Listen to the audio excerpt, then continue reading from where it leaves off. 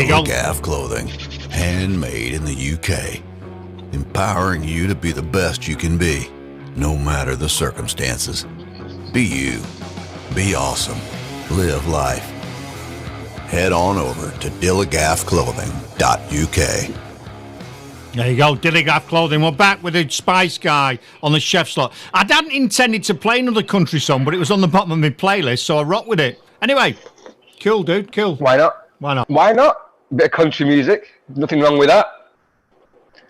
No. Cool. Hey, so what I've done this morning, because every time you do this show, I end up starving, so I had to have some breakfast before it. I don't normally have breakfast. I normally want to gnaw my arm off while you watch these slots.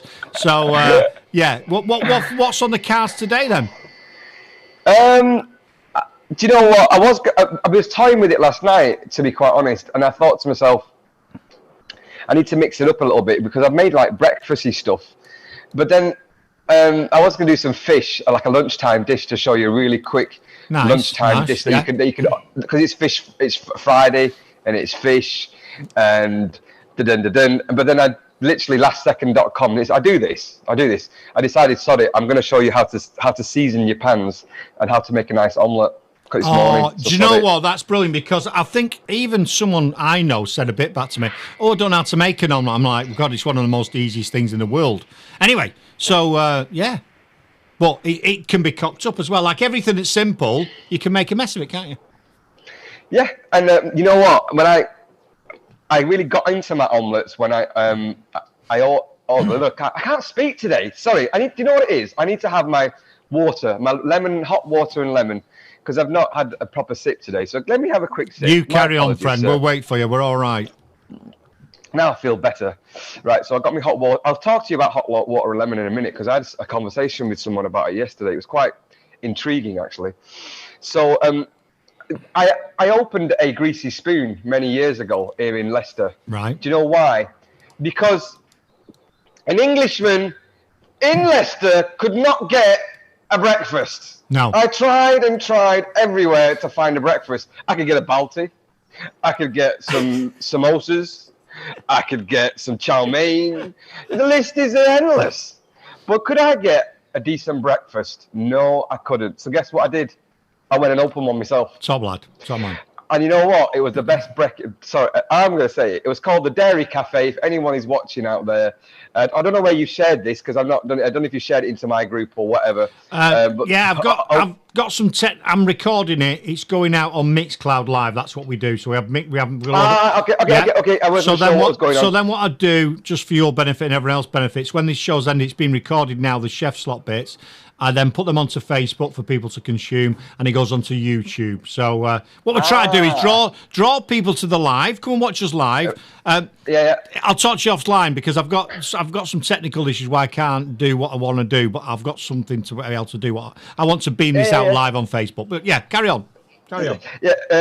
So when I took over this cafe, the only reason I mention it is just in case people in Leicester might remember it. Back in the day, it was called the Dairy Cafe, and we used to have a queue on a Saturday morning. You know, people would come in for the breakfast. We used to do, it was what I used to love about it is like, I love the British mentality of like the cafe sign. Look at this, right? It's something for you.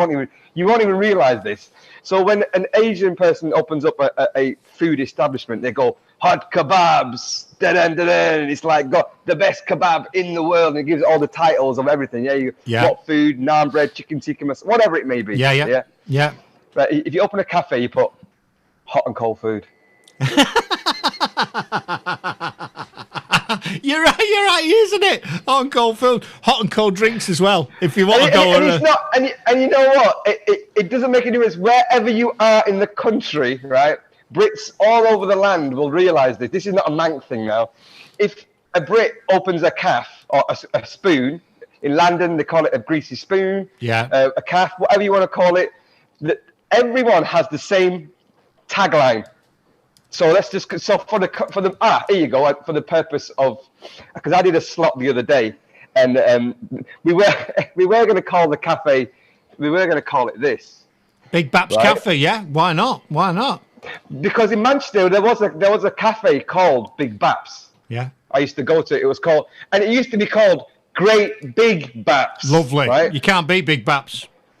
But the irony was, right, they never had any Big Baps. Never. Yeah, and the irony is we don't call them Baps in Manchester. They're called barm cakes, aren't No. I know. And then, so all the lads used to go in there expecting to see Great Big Baps. And guess what? All the girls were flat-chested as well.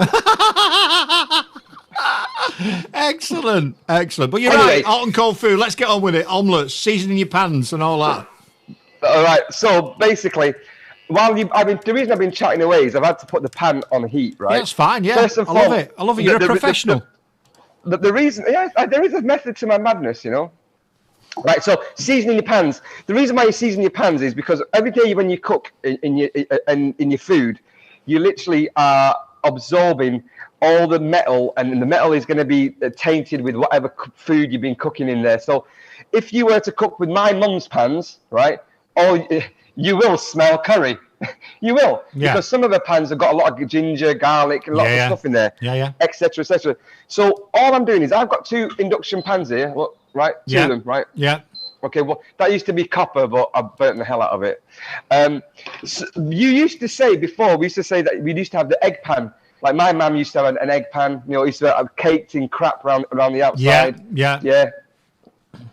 But these are just new pans. You can use a Tefal type non-stick pan, but again, don't use metal on it. Don't use metal on metal because you scrape it. Oh, biggest sin. My youngest lad's done that, ruined them. Brand new pans. Oh, what have you done that for? Oh, yeah. Thanks, son. So I haven't got non-stick. They're just normal everyday pans. So the first thing I'm going to do is I'm going to put it on the heat, get it hot. Then I'm going to take some salt. Okay. Now what the salt's going to do, right? It's going to gather up all the oil. The natural oil will come out of the pan naturally. I don't know if you've ever seen it. Have you ever left a pan on the side and you've gone off to do something and you come back and it's like oil comes out from certain edges? Have you ever seen that? Have you ever seen that happen? So that's basically the natural oil in the pan trying to get out. So by adding the salt, it's drawing it out, and what'll happen is it'll stick. And I don't know if you can see that. I don't know if you can just about see certain edges just there. Sticking around the edge. For the purpose of radio listeners, I know this is terrible, guys, but what I'm trying to explain is you can see around the edges the salt has stuck. Yeah. And the reason why it's stuck is because that's where the oil is, and it's drawing it out. Right. Got you. These are not old tricks. These are things that I learned at college. So we're seasoning our pans. So it's a bit like when you tighten screws on like your pans. Oh, I love that. Oh, I could do that all day. Oh, mate, I love that. Oh, do you know? Because I'm not a DIY kind of guy. You know, I can't. Simple things. I don't have I ain't got the patience for it. But there's something therapeutic about screwing a screw into a pan or a chair. You know, when you got a wobbly leg on a chair. Yeah. So I feel like Bob the Builder when I've done that. Come round. I'll show you. Maybe I should do a DIY slot because I'm sort of I'm into that now. Maybe I'll do it. How to season your screws? We'll start off with.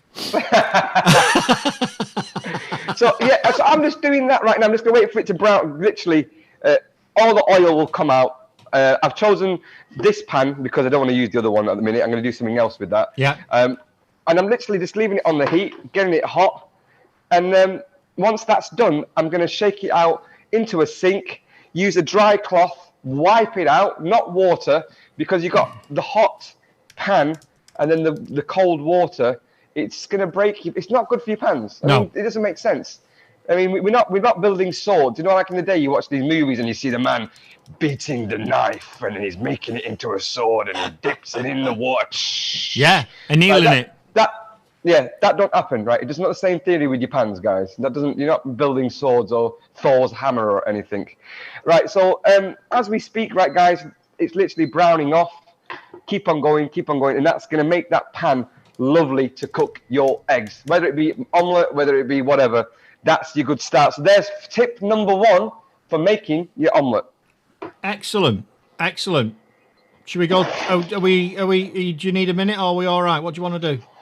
Shall we go for a track? Yeah, let's go for a track. I'm trying to find that track we had the other week, that Friday track, because I love that.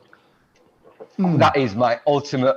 I want to play it every day, but it's only I want to leave it till Friday. For obvious reasons. Well, I'll tell you what. I think I found it. If I've not, well, I've not. But we'll go with this one anyway. Boss, you know we found It's this one, right? isn't it? It's Friday then.